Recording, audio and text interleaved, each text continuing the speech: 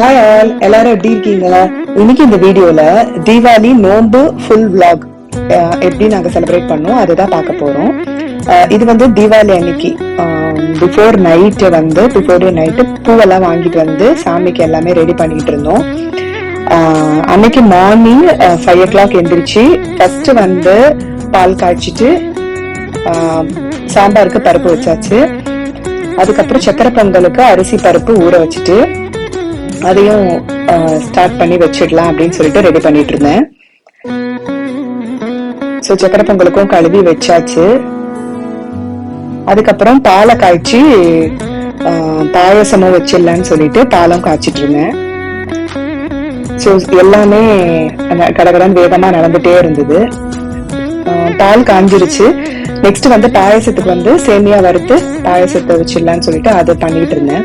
So நம்ம சீக்கிரமா பண்ணி முடிச்சுட்டாதான் நம்ம வந்து சாமியை வந்து அலங்காரம் பண்ணணும். அங்க வந்து ஒரு 2 to 3 hours நமக்கு ஆகும். ஸோ சமையல் வேலை எல்லாம் முடிஞ்சிட்டு நம்ம அங்க சீக்கிரம் போயிடலாம் அப்படின்னு சொல்லிட்டு இது வேகமா பண்ணிட்டு இருந்தேன். பாயசமும் ஆயிடுச்சு. நெக்ஸ்ட் முந்திரி திராட்சை ரோஸ்ட் பண்ணி போட்டுட்டோம்னா பாயசம் ஃபினிஷ் ஆயிடும். நெக்ஸ்ட் சக்கரை பொங்கல் பண்ணிட்டு அதுக்கப்புறம் ஒன்னொன்னா அது மாதிரி முடிச்சிடலாம் அப்படின்ற மாதிரி பிளான் பண்ணி வச்சிருந்தேன்.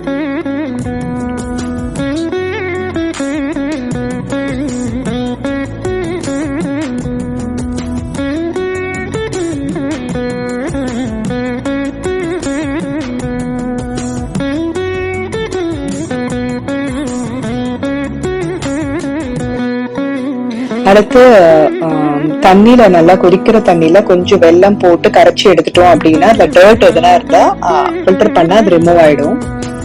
அதுக்கப்புறம் அரிசி பருப்பு வெந்திருந்தது அதுல போட்டு ஊத்தி நம்ம வந்து சக்கரை பொங்கல் ரெடி ஆயிடுச்சு. அதுக்கப்புறம் நெய் முந்திரி திராட்சை வறுத்து கொட்டியாச்சு. அவ்வளவுதான், சக்கரை பொங்கலும் ரெடி ஆயிடுச்சு, பாயசமும் ரெடி ஆயிடுச்சு. நெக்ஸ்ட் வந்து சாம்பார் வச்சிடலாம்னு சொல்லிட்டு காயெல்லாம் போட்டு சாம்பாருக்கு தான் ரெடி பண்ணிட்டு இருந்தேன். அடுத்து பருப்பு ரசம், தக்காளி பருப்பு போட்டு ரசமும் ரெடி ஆயிடுச்சு, வச்சு முடிச்சாச்சு. சாம்பாரும் கொதி வந்துருச்சு, அதையும் இறக்கியாச்சு. ஸோ சாம்பார், ரசம், சக்கரை பொங்கல், பாயசம் எல்லாமே ரெடி ஆயிடுச்சு. மீன்வேல் நான் போய் கோலம் போட்டுட்டு வந்தேன். என் பசங்க எந்திரிச்சிட்டு அவங்க வந்து நான் கலர் கொடுக்குறேன் அப்படின்ட்டு எனக்கு வந்து ஹெல்ப் பண்ணிட்டு இருந்தாங்க. அவங்க எப்பவுமே நான் கோலம் போட்டா வந்து கலர் பண்ணிடுவாங்க. சரி சாமி கிட்ட போய் கொஞ்சம் ரெடி பண்ணிடலாம், பூஜை வேலையெல்லாம் பண்ணிடலாம்னு சொல்லிட்டு இங்க வந்து பூவெல்லாம் டெக்கரேட் பண்ணிட்டு இருந்தோம். அதுக்கப்புறம் எப்பவுமே மஞ்சள் கிழங்கு வாங்கி அரைச்சி அதை தான் அம்மியில தடவிட்டு பூசிட்டு சாமிக்கும் அதுதான் வைப்பாங்க. அந்த காலத்துல அதுதான் ஐதீகம். அது வந்து பெரிய மஞ்சள் அம்மியில வச்சு அரைப்பாங்க. சோ நமக்கு இப்ப அதெல்லாம் வந்து பெரிய அம்மிலாம் இல்ல, அது அரைக்க முடியாதுன்னு சொல்லிட்டு நான் வந்து பவுடரே வாங்கிட்டு அதை வந்து அம்மியில வச்சு லைட்டா அரைக்கிற மாதிரி அரைச்சிட்டு அது ஃபுல்லா வந்து அம்மி குழவி ரெண்டுத்திலயுமே நல்லா மஞ்சள் தடவிட்டு குங்குமம்லாம் வச்சுட்டு சாமிக்கையும் மஞ்சளை வச்சு அது மேல முகம் வச்சிருவோம். சோ இதுதான் எங்களோட வழக்கம். சோ அததான் ப்ரொசீஜரா ஃபாலோ பண்ணிட்டு இருக்கோம். சோ இதெல்லாம் பண்ணி முடிக்கணும் அப்படின்னு சொல்லிட்டு இதெல்லாம் ஸ்டெப்ஸ் எல்லாம் ஃபாலோ பண்ணி அலங்காரம் எல்லாம் பண்ணி முடிக்கிறதுக்கு 2 hours to 3 hours ஆயிடும். ஸோ கொஞ்சம் சமையல் வேலை அப்படியே நிறுத்திட்டு நான் இங்க வந்துட்டேன், இதை முடிச்சுட்டு போயிடலாம் அப்படின்னு சொல்லிட்டு.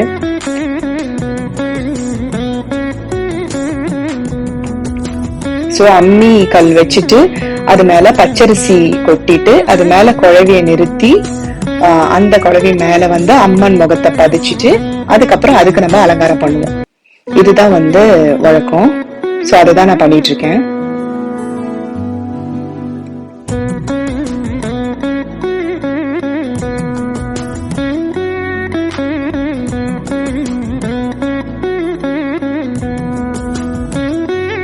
சோ வச்சாச்சு. இப்போ வந்து சாமிக்கு வந்து பின்னாடி கொஞ்சம் மஞ்சள் வச்சு அப்படியே அந்த கயிறுல சாமி முகத்தை அதுல கட்டி விட்டுறேன். கட்டிட்டு இப்ப வந்து அம்மனுக்கு வந்து ட்ரெஸ் போட்டுட்டு பாவாடை போட்டுட்டு அதுக்கப்புறம் நம்ம ஜுவல்ஸ் முடியெல்லாம் வச்சு நம்ம வந்து அலங்காரம் பண்ண வேண்டியதான்.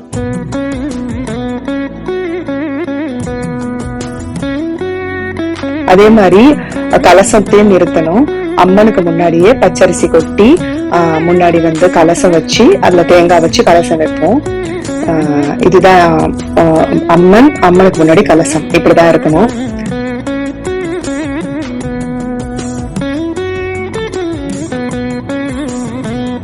தேங்காய்க்கு ஃபுல்லா மஞ்சள் தடவி அதுக்கு குங்குமம் வச்சு அதை கலசத்துல வச்சிருவோம். மறுநாள் காலையில வந்து அம்மன் அந்த அரிசி எடுத்து, கலசத்துக்கு கீழே இருக்க அரிசி, அம்மனுக்கு கீழே இருக்கிற அரிசி எடுத்து நம்ம வந்து நெய்வேத்தியம் பிரசாதம் செஞ்சு இந்த தேங்காய் உடைச்சு சாமி கும்பிட்டு அம்மனை வந்து இறக்கிடணும்.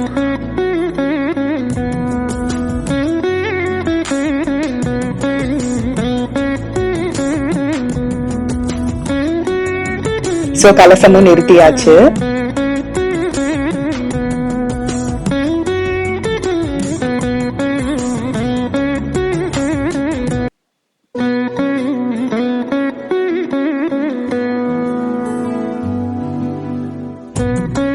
அடுத்து வந்து நம்ம வந்து மெயினா வந்து பிள்ளையார் பூஜையோட தான் ஸ்டார்ட் பண்ணுவோம். சோ அதுக்கு வந்து பிள்ளையார் பிடிச்சு வச்சாச்சு. பிள்ளையார் பூஜை ஃபர்ஸ்ட் பண்ணிட்டு தான் அம்மனுக்கு பூஜை பண்ணுவோம்.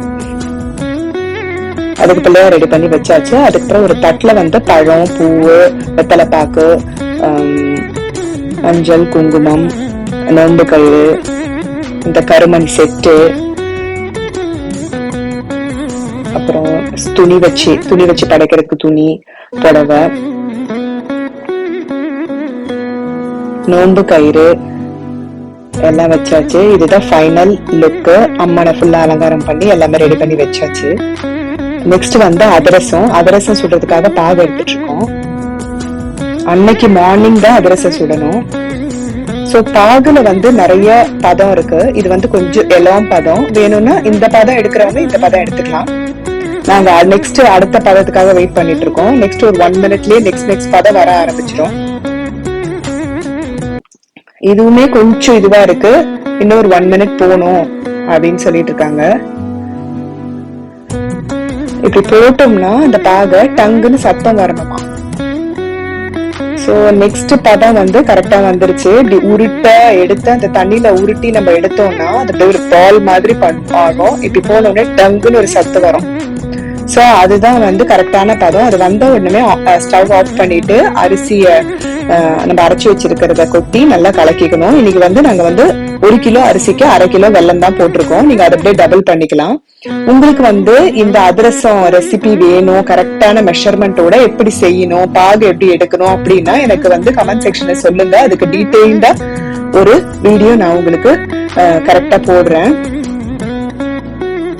சோ எல்லாத்தையுமே நல்லா அந்த அரிசி எல்லாம் கொட்டி நல்லா வெல்லம் ஃபுல்லாவே நல்லா மிக்ஸ் பண்ணணும். ஒரு லம்ஸும் இருக்க கூடாது, அப்பதான் வந்து நல்லா வரும்.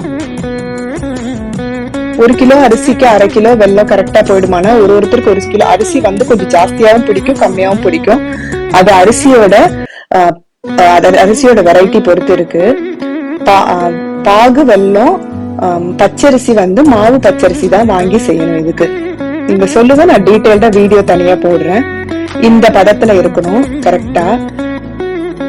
சோ இத பண்ணி வச்சுட்டு கொஞ்ச நேரத்திலேயே சுட ஆரம்பிச்சிரும். ஒருத்தர் முன்னாடியே பண்ணி வச்சிருவாங்க, பட் நாங்க அன்னைக்கு மார்னிங் தான் பண்ணுவோம். நெய் போட்டு அதை அப்படியே வச்சுட்டோம்னா அது ஆறாம அப்படியே இருக்கும். அப்ப சுடும் போது கரெக்டான கன்சிஸ்டன்சில நமக்கு கரெக்டா அதிரசம் சூப்பரா வரும். சைட் பை சைட் காய் எல்லாம் பண்ணிடலாம்னு சொல்லிட்டு பூசணிக்காய், அவரைக்காய், வாழைக்காய் அந்த 3 காய் பண்ணிருந்தேன் நானு. இது மாதிரி பஞ்சிலையும் மஞ்சள் தடவி அதையுமே வந்து நம்ம கலசம் மேல போடணும். இது வந்து நாகா சதுர்த்திக்கு நம்ம கோயிலுக்கு போகும்போது அங்க எடுத்துட்டு அம்மன் மேல போட்டுருவோம். சோ வெல்லம் கரெக்டா செட் ஆயிடுச்சு. இதுக்கப்புறம் தட்டி போட்டு எடுத்து சாமி கும்பிட வேண்டியதான். சோ இது மட்டும் பேலன்ஸ் இருந்தது, போட்டோம்னா சூப்பரா வந்தது. அதிரசம் எப்பவுமே நல்லா வரும். சோ அந்த பாகு அந்த பதம் அது ரொம்ப முக்கியம். இது மாதிரி நல்லா உப்பி வரணும். அப்பதான் உங்களுக்கு கரெக்டான பதத்துல நீங்க பண்ணிருக்கீங்க அப்படின்ட்டு தெரிஞ்சுக்கலாம். அவ்வளவுதான், அதிரசம் ரெடி ஆயிடுச்சு. சோ இது மாதிரி தட்டி நம்ம சாமி கும்பிடுறதுக்கு எவ்வளவு தேவையோ அது வரைக்கும் சுட்டு எடுத்துட்டு நம்ம சாமி கும்பிடுறதுக்கு வச்சாச்சு.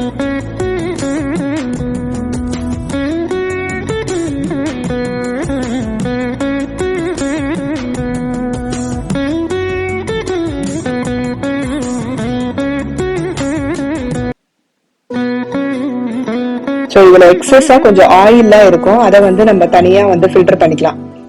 ஒரு கட்டையில வச்சு இந்த மாதிரி நம்ம அழுத்தி எடுத்துட்டோம்னா அந்த எக்ஸஸ் ஆயில் எல்லாமே அதுல ரிமூவ் ஆயிடும்.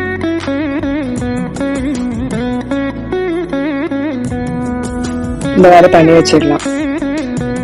ஸோ அவ்வளவுதாங்க. இது அப்படியே கொஞ்சம் ஆற விடணும். ஆறுனா நல்லா செட் ஆயிடும். இன்னைக்கு என்ன மெனுன்னு பாத்துலாங்களா? முருங்கைக்காய் கத்திரிக்காய் மாங்காய் போட்டு சாம்பார், சக்கரை பொங்கல், சேமியா பால் பாயசம், நான் கொஞ்சம் சார பருப்பு சேர்த்திருக்கேன், பருப்பு தக்காளி ரசம், அவரைக்காய் பொரியல், பூசணிக்காய் பொரியல், ஒரு தயிர், வாழைக்காய் பொரியல், அதுக்கப்புறம் வடையும் சுட்டு எடுத்தாச்சு. பட் இன்னைக்கு சாமிக்கு படைக்கிறதுன்னு பாத்தீங்கன்னா அதிரசமும் வடை பாயசம் சக்கரை பொங்கல் இது மட்டும்தான் படைப்போம். மற்றதெல்லாம் இன்னைக்கு வந்து ஸ்பெஷல். ஸோ எல்லாத்தையும் வச்சாச்சு. சாமி கும்பிடுறதுக்கு எல்லாமே ரெடி பண்ணிக்கிட்டு இருக்கேன்.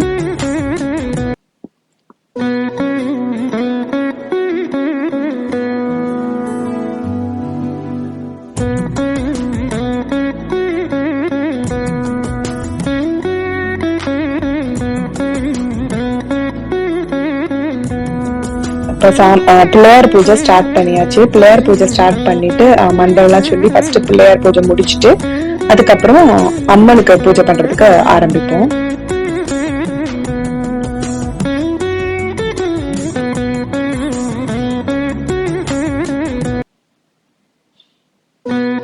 அந்த மந்திரம்லாம் சொல்லி புக்குல அந்த பாட்டெல்லாம் படிச்சு கதையெல்லாம் படிச்சு பிள்ளையார் பூஜை முடிச்சுட்டு அம்மன் பூஜை முடிக்கிறதுக்கு 1 hour to 1.5 hour ஆகும் எப்படியும். அதெல்லாமே பண்ணி முடிச்சுட்டு தீபாரத்தனை காட்டிட்டு முடிச்சிட வேண்டியதான்.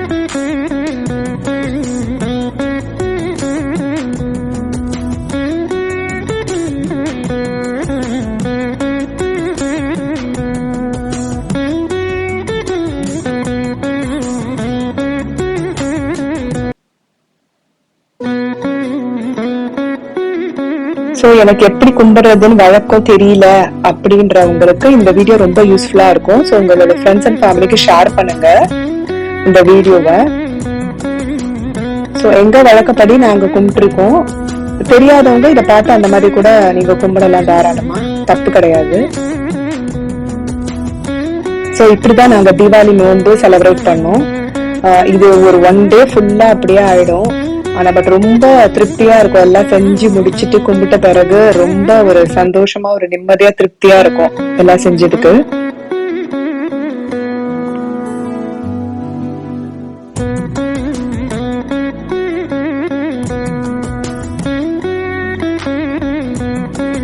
நெக்ஸ்ட் வந்து எல்லாம் போட்டு எல்லாம் வச்சு அதையும் படைச்சாச்சு. சக்கரை பொங்கல் வடை பாயசம் எல்லாம் வச்சு பூஜை முடிஞ்ச உடனே இதையும் வச்சு படைச்சாச்சு.